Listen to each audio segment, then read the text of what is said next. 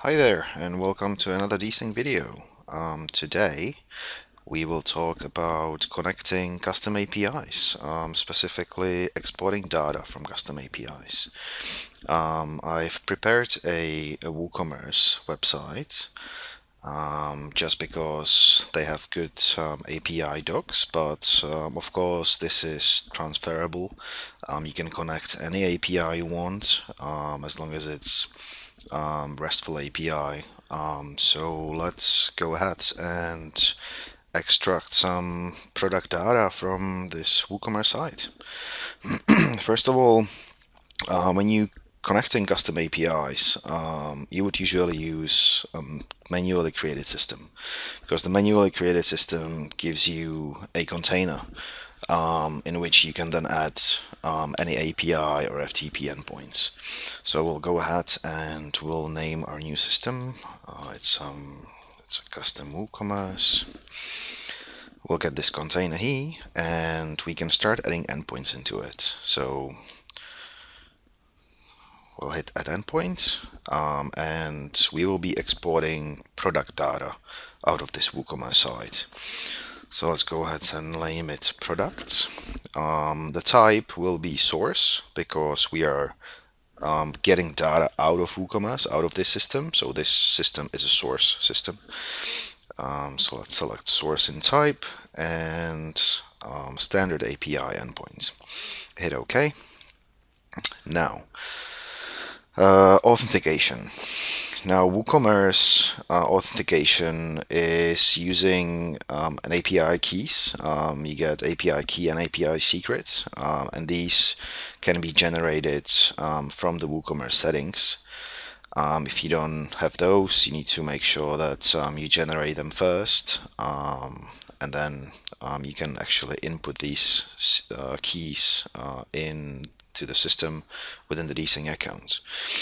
So important thing to note is that the system in here, in the settings, you're actually able to choose from predefined authorization plugins. So it's not just the systems you add on a canvas using the wizard, but also these custom ones which you create kind of manually from scratch.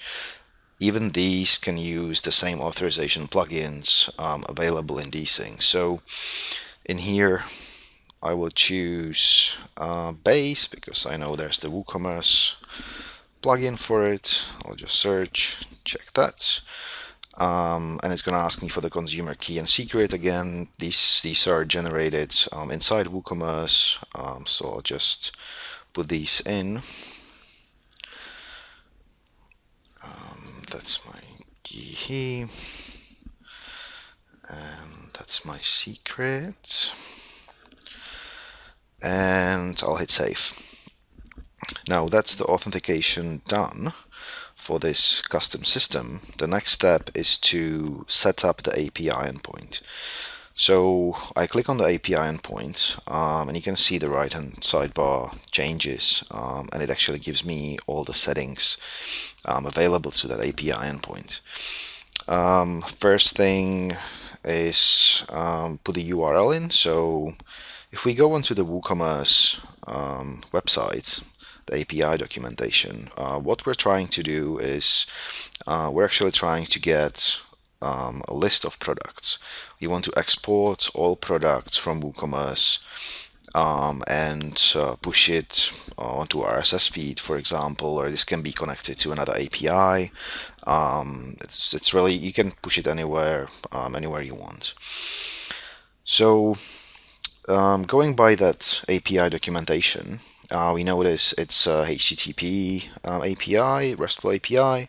The HTTP method is GET, and this here is the part of URL which we need to call. So let's put it in. So that's the part of the URL. I'll select the GET method, and I need to get the rest of the URL where my WooCommerce actually sits. So let's go ahead and put it in there. So that's the endpoint setup. We don't need any headers. We have used the authorization plugin, the pre-made one. So there are no headers required for that. So let's hit save settings. And now we need to actually build a data layout for all the products.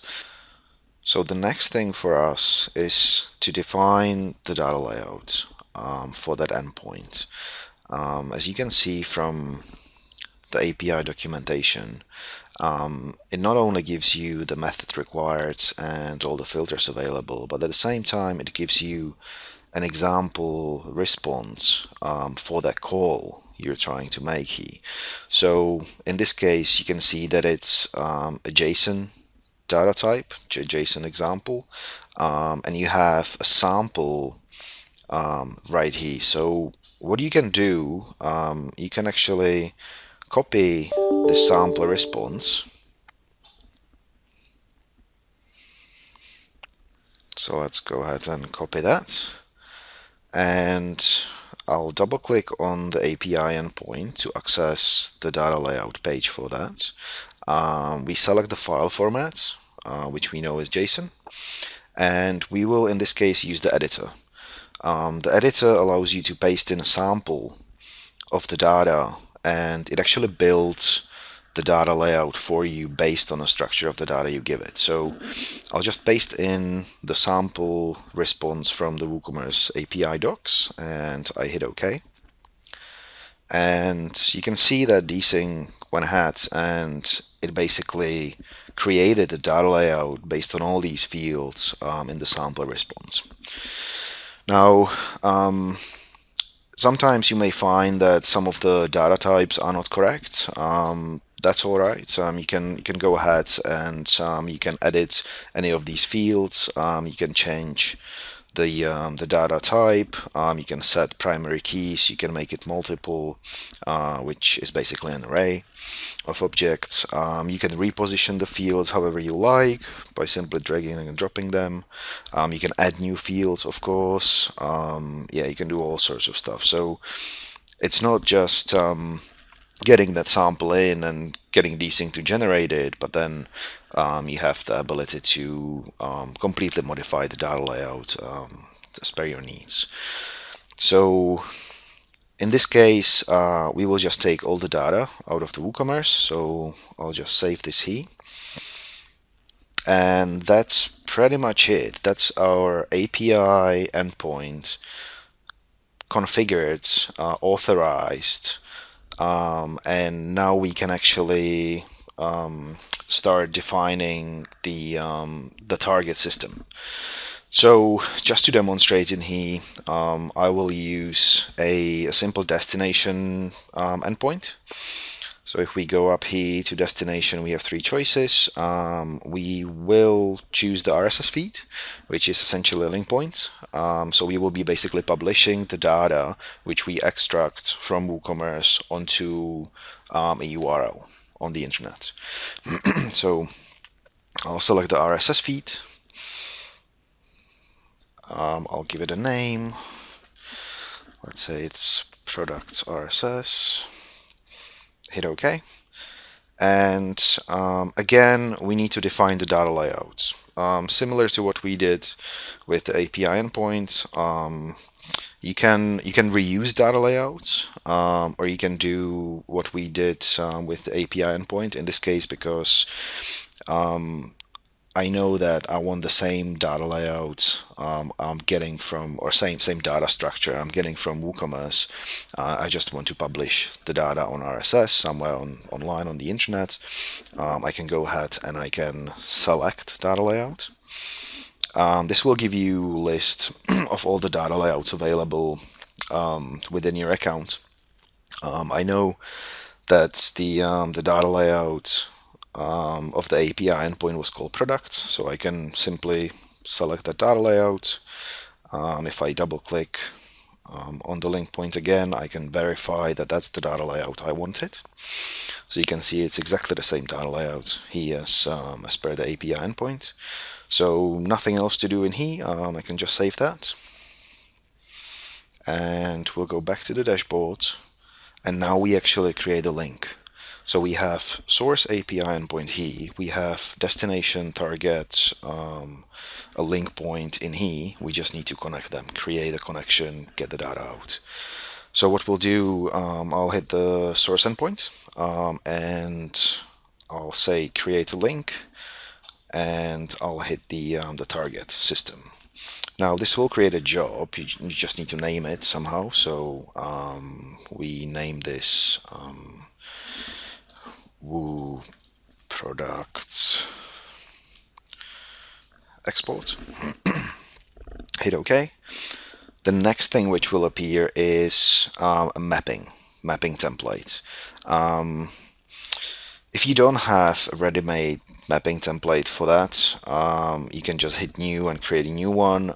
If it was for a job which you've set up previously and you may have a mapping template already in there, you can just select it. The mapping template will be applied to that job, and you can that's basically it. You can then run the job. In this case, and just to show you how it's done, we will create a new mapping template, and we will call it Woocommerce products to RSS feed, and I'll hit OK. This basically created a mapping template. You can see the link went green already, but we actually need to define the mapping. So if I hit this middle point in between the middle of the connection and the target system, right here, you can see that I have access to the mapping section. I can select one of the existing, I can create a new one, I can import a mapping template from outside, or I can edit the one I've just created. So let's hit edit. And what you get in here is basically all the destination fields, which are basically the link point or RSS feed fields, and a selection of source WooCommerce fields. This is directly linked to the data layout. So all these fields you see here are as per the data layout of the RSS link point, and all the fields you can map, if I click to add field, all these fields are basically the fields available on the data layout of the custom API endpoint, the WooCommerce one. So in this case, we'll just map few fields. We'll go ahead and map the product title simply by clicking the title. We may map the SKU and the price. So we'll map the SKU and price. Again, these are all drag and drop, so you can map multiple fields on it, and then you can reposition the fields as you like. And maybe we map the status as well. That's pretty much it. Let's save the mapping, and we are ready to run the job. Now, if I run this job right now, there will be errors, validation errors to be exact. And let's do this. Let's show you how to run this. So I can just go ahead and click run in the relation or on that dashboard. You can run it if you click on the job on the middle point here. You can see there's run option as well, or there's a tooltip as well, so you can right click and you can run the job from here. So let's run this job. So what it does, it would basically issue a request from WooCommerce. It would be the GET request. It gets the data based on the data layout setup. It maps the data based on a mapping template, and it publishes the data on a URL, which is this URL here. So if you select the link point, you can see the URL where the data is accessible. Now, as expected, we've got some errors. So you can see the history on the right hand side in here for every single job. So if I click the job, I can see that there The job ran at that time and there was an error. Under this more section, in download source, you can actually see the data which came in from Woocommerce. We don't have download destination data, and that's because we've downloaded source data from Woocommerce and then something happened. What happened? We go into the log and we're gonna find out. So this is the log for the job. As you can see, it's all the validation of data. So the destination fields were not validated properly. Something happened. So if you have a look at the destination field, product downloadable is not valid.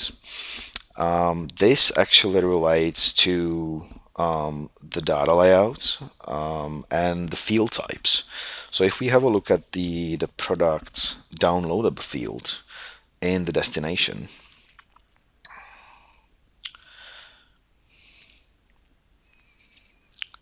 the downloadable field right here is a Boolean field. Boolean fields have settings. So if we look at the field, this is a Boolean and Boolean representation standard. So in this case, this field expects true or false value. The problem is that I didn't map it. I didn't map the downloadable fields. So just before the data were sent to the RSS feed, desync went through every single field and checked if there is some kind of data and if it's valid by the type. In this case, if we have a look at the mapping, there's the downloadable field here, and we didn't map anything to it. So there was no true, there was no false, in which case desync said, okay, this is not valid, I can't do anything with it, and it basically failed the job, and it gave us all these different validation errors back. Now, there's an easy fix for this. So if you don't need to send these empty fields through to your destination, you can simply disable them. And it's as easy as hovering over this disable field. You can disable all fields, you can enable all fields, and you can disable empty fields, and that's what we are going to be using today, because we want to keep the title, the status, the SKU, and the price mapped. We just want to disable all other empty fields. So we click that. Now,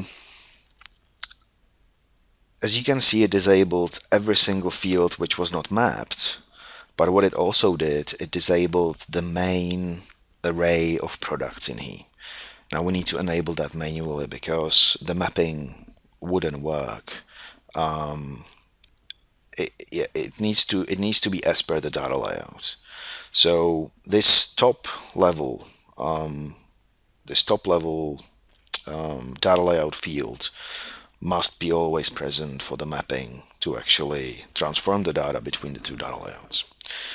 So let's hit save and let's go back and run that again.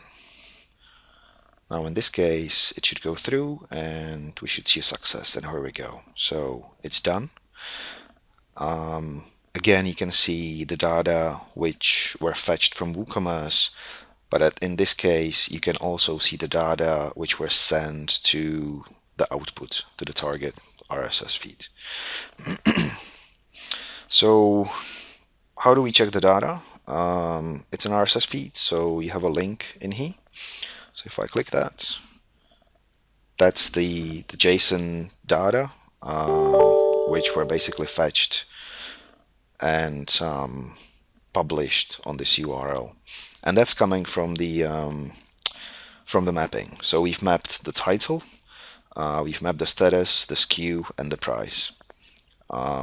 So if we format this a little bit so that it's readable,